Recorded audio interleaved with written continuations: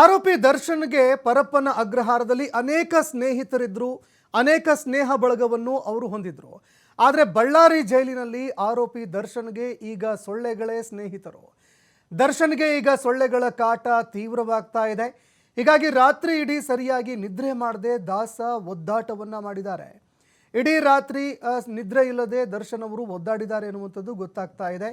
ಒಂಟಿಯಾಗಿ ಜೈಲಿನಲ್ಲಿ ಆರೋಪಿ ದರ್ಶನ್ ಅವರು ಕಾಲ ಕಳೀತಾ ಇದ್ದಾರೆ.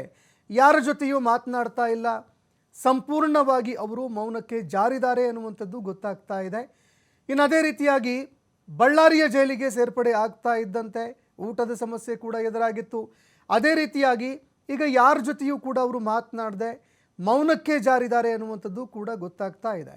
ಇನ್ನು ಅದೇ ರೀತಿಯಾಗಿ ಯಾರ ಜೊತೆಯೂ ಕೂಡ ಅವರು ಮಾತನಾಡ್ತಾ ಇಲ್ಲ, ಯಾರ ಜೊತೆಯೂ ಕೂಡ ಅವರು ಬೆರಿತಾ ಇಲ್ಲ, ಒಂಟಿಯಾಗಿ ಕಾಲ ಕಳೀತಾ ಇದ್ದಾರೆ ಕೊಲೆ ಆರೋಪಿ ದರ್ಶನ್ ಅನ್ನುವಂಥದ್ದು ಗೊತ್ತಾಗ್ತಾ ಇದೆ. ಇನ್ನು ಕಾರಾಗೃಹದ ಕ್ಯಾಂಟೀನ್ನಲ್ಲಿ ಕೆಲವು ವಸ್ತುಗಳನ್ನು ಕೂಡ ನಿರ್ಬಂಧ ಮಾಡಲಾಗಿದೆ. ಕೆಲವು ವಸ್ತುಗಳನ್ನು ನಿರ್ಬಂಧಿಸುವಂತಹ ಕೆಲಸವನ್ನು ಅಧಿಕಾರಿಗಳು ಮಾಡಿದ್ದಾರೆ. ಅಂದರೆ ಯಾವ ರೀತಿಯಾಗಿ ಪರಪ್ಪನ ಅಗ್ರಹಾರದಲ್ಲಿ ಊಟ, ಅದೇ ರೀತಿಯಾಗಿ ಬೇರೆ ಬೇರೆ ವಿಷಯಕ್ಕೆ ಸಂಬಂಧಪಟ್ಟಂತೆ ಕಾಫಿ, ಸಿಗರೇಟು, ಈ ರೀತಿಯಾಗಿ ಸಾಕಷ್ಟು ವಿಷಯಗಳು ಬೆಳಕಿಗೆ ಬಂತು. ಇದಾದ ಬಳಿಕ ಕ್ಯಾಂಟೀನ್ನಲ್ಲಿ ಕೆಲವು ವಸ್ತುಗಳನ್ನು ಅಧಿಕಾರಿಗಳು ಕಾರಾಗೃಹದಲ್ಲಿ ನಿರ್ಬಂಧ ಹೇರಿದ್ದಾರೆ. ಪರಪ್ಪನ ಅಗ್ರಹಾರದಲ್ಲಿ ನಿಷೇಧಿತ ವಸ್ತುಗಳನ್ನು ಬಳಕೆ ಮಾಡ್ತಾ ಇರುವ ಹಿನ್ನೆಲೆಯಲ್ಲಿ ಕೆಲವು ವಸ್ತುಗಳು ಸಿಕ್ಕಿದಾವೆ ಅನ್ನುವಂಥದ್ದು ಕೂಡ ಗೊತ್ತಾಗ್ತಾ ಇದೆ. ಇನ್ನು ಜೈಲಿನಲ್ಲಿ ಯಾವ ಯಾವ ವಸ್ತುಗಳನ್ನು ನಿರ್ಬಂಧ ಮಾಡಲಾಗಿತ್ತು, ಕೆಲವು ವಸ್ತುಗಳನ್ನು ಬಳಕೆ ಮಾಡೋದಕ್ಕೆ ಅಂತ ನಿರ್ಬಂಧ ಹೇರಲಾಗಿತ್ತು, ಅಂತಹ ವಸ್ತುಗಳು ಲಭ್ಯವಾಗಿದ್ದಾವಂತೆ. ಅಂದರೆ ಇದಿರಬೇಕು, ಇದಿರಬಾರ್ದು ಅಂತ ಸಾಕಷ್ಟು ವಿಚಾರಗಳಿರುತ್ತೆ. ಹೀಗಾಗಿ ಕೆಲವು ನಿರ್ಬಂಧಿತ ವಿಷಯದ ವಸ್ತುಗಳು ಸಿಕ್ಕಿರುವಂತಹ ಹಿನ್ನೆಲೆಯಲ್ಲಿ ಈಗ ಕಟ್ಟುನಿಟ್ಟಿನ ಕ್ರಮಗಳನ್ನು ಖಾಕಿ ಪಡೆ ಕೈಗೊಂಡಿದೆ. ಬಳ್ಳಾರಿ ಜೈಲಿನಲ್ಲಿ ಕೆಲವು ಕ್ರಮಗಳನ್ನು ಕೈಗೊಂಡಿದೆ ಖಾಕಿ ಪಡೆ. ಅದರಲ್ಲೂ ದರ್ಶನ್ ಅವರ ಒಂದು ವಿಚಾರಕ್ಕೆ ಸಂಬಂಧಪಟ್ಟಂತೆ ದರ್ಶನ್ ಅವರು ಯಾವಾಗ ಜೈಲು ಪಾಲಾದರು, ಅದಾದ ಬಳಿಕ ಕೆಲವು ವಿಷಯಗಳಿಗೆ ಸಂಬಂಧಪಟ್ಟಂತೆ ಸಾಕಷ್ಟು ನಿರ್ಬಂಧ ಹೇರುವಂತಹ ಕೆಲಸವನ್ನು ಪೊಲೀಸ್ ಅಧಿಕಾರಿಗಳು ಮಾಡಿದ್ದಾರೆ, ಜೈಲಾಧಿಕಾರಿಗಳು ಮಾಡಿದ್ದಾರೆ. ಅದೇ ರೀತಿಯಾಗಿ ಈ ಒಂದು ಊಟದ ವಿಚಾರಕ್ಕೆ ಸಂಬಂಧಪಟ್ಟಂತೆ ಕೂಡ ಕೆಲವು ವಸ್ತುಗಳನ್ನು ಬಳಕೆ ಮಾಡಲಾಗ್ತಾ ಇತ್ತು, ಕೆಲವು ನಿಷೇಧಿತ ವಸ್ತುಗಳನ್ನು ನಿರ್ಬಂಧ ಮಾಡಲಾಗ್ತಾ ಇತ್ತು. ಆ ವಸ್ತುಗಳಿಗೆ ಸಂಬಂಧಪಟ್ಟಂತೆ ಅಂತಹ ವಸ್ತುಗಳು ಮತ್ತೆ ಸಿಕ್ಕಿದಾವೆ ಅನ್ನುವಂಥದ್ದು ಕೂಡ ಗೊತ್ತಾಗ್ತಾ ಇದೆ. ಕೆಲವು ವಸ್ತುಗಳಿಗೆ ನಿರ್ಬಂಧ ಹೇರಲಾಗಿತ್ತು, ಹೀಗಾಗಿ ಅಂತಹ ವಸ್ತುಗಳು ಲಭ್ಯವಾಗಿರೋ ಕಾರಣಕ್ಕಾಗಿ ಈಗ ಮತ್ತಷ್ಟು ಕಟ್ಟುನಿಟ್ಟಿನ ಕ್ರಮ ಕೈಗೊಳ್ಳೋದಕ್ಕೆ ಅಂತ ಮುಂದಾಗ್ತಾ ಇದೆ. ಇನ್ನು ಮತ್ತೊಂದೆಡೆ ದರ್ಶನ್ ಅವರಿಗೆ ಇಡೀ ರಾತ್ರಿ ನಿದ್ದೆ ಬಂದಿಲ್ಲ ಅನ್ನುವಂಥದ್ದು ಕೂಡ ಗೊತ್ತಾಗ್ತಾ ಇದೆ. ಇಡೀ ರಾತ್ರಿ ಸೊಳ್ಳೆಗಳ ಕಾಟದಿಂದಾಗಿ ದರ್ಶನ್ ಇಡೀ ರಾತ್ರಿ ಒದ್ದಾಟ ನಡೆಸಿದ್ರು ಅನ್ನುವಂಥದ್ದು ಗೊತ್ತಾಗ್ತಾ ಇದೆ. ಇಡೀ ರಾತ್ರಿ ನಿದ್ದೆ ಇಲ್ಲದೆ ದರ್ಶನ್ ಅವರು ಪರದಾಡಿದ್ರು. ಇನ್ನು ಮತ್ತೊಂದೆಡೆ ನಾವು ನೋಡಿದಾಗ ಪರಪ್ಪನ ಅಗ್ರಹಾರದಲ್ಲಿ ಅವರ ಸೆಲ್ಗೆ, ಅಂದರೆ ದರ್ಶನ್ ಅವರ ಸೆಲ್ನ ಒಳಬಂದು ಕೆಲವು ಆರೋಪಿಗಳು ಅವರನ್ನ ಮಾತನಾಡಿಸುವಂತಹ ಒಂದು ಫೋಟೋಗಳು ಕೂಡ ವೈರಲ್ ಆಗಿತ್ತು. ಜೈಲಿನ ನಡುವಿನ ಭಾಗದಲ್ಲಿ, ಜೈಲಿನ ನಡುವೆ ಕುರ್ಚಿ ಹಾಕ್ಕೊಂಡು ಕೆಲವರ ಜೊತೆಯಲ್ಲಿ ಮಾತನಾಡ್ತಾ, ಸಿಗರೇಟ್ ಸೇದ್ಕೊಂಡು, ಕಾಫಿ ಕುಡ್ಕೊಂಡು ಆರಾಮಾಗಿರುವಂತಹ ದೃಶ್ಯಗಳು ಕೂಡ ವೈರಲ್ ಆಗಿತ್ತು.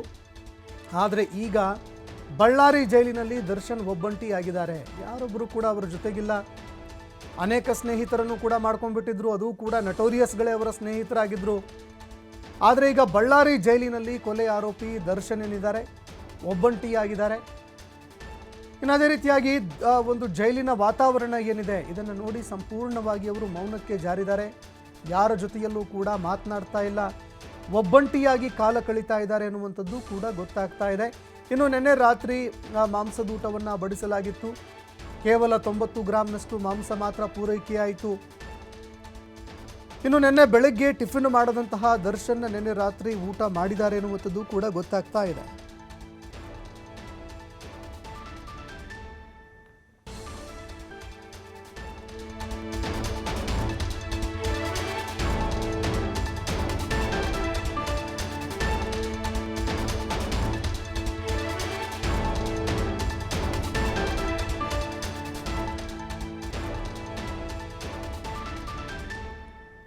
ಇನ್ನು ಬಳ್ಳಾರಿ ಜೈಲಿನಲ್ಲಿ ಕೊಲೆ ಆರೋಪಿ ದರ್ಶನ್ ಅವರನ್ನ ಶಿಫ್ಟ್ ಮಾಡಲಾಗಿತ್ತು ಬಳ್ಳಾರಿ ಜೈಲಿಗೆ.